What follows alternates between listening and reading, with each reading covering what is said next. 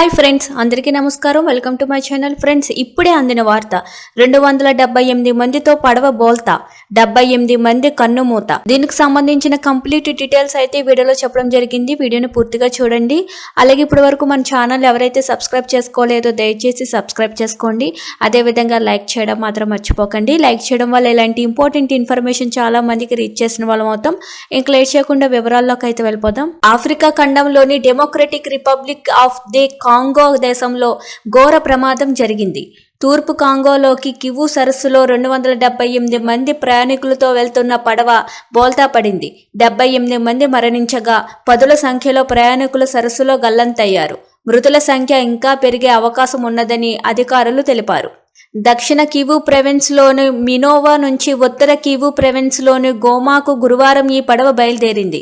బలమైన అల తాకడంతో అప్పటికే కార్గో పరిమితిని మించిన ప్రయాణికులతో వెళ్తున్న పడవ బోల్తా పడింది. కిటుకు తీరం నుంచి కొన్ని మీటర్ల దూరంలో ఉండగా ఈ ఘటన జరిగింది. ఆ పడవలోని 278 మంది ప్రయాణికులు ఉన్నట్లు స్థానిక అధికారులు తెలిపారని దక్షిణ కివు ప్రెవెన్స్ గవర్నర్ జీన్ జాక్వాస్ పురూసి చెప్పారు. 78 మంది మరణించారని, మరణాల సంఖ్య ఇంకా పెరిగే అవకాశం ఉందని వెల్లడించారు. ఘటన గురించి తెలియగానే red cross, doctors without borders సంస్థల నుంచి బృందాలు స్పాట్కు చేరుకుని గాలింపులు జరిపాయి. ఈ ఘటనపై ఆ దేశ అధ్యక్షుడు ఫెలిక్స్ షిషికేడి దిగ్భ్రాంతి వ్యక్తం చేశారు. ఘటనకు గల కారణాలను దర్యాప్తు చేస్తామని మృతుల కుటుంబానికి సానుభూతి తెలిపారు. మధ్య ఆఫ్రికాలోని ఈ దేశంలోని జనాభాకు సరిపడా మౌలిక వసతులు లేవు.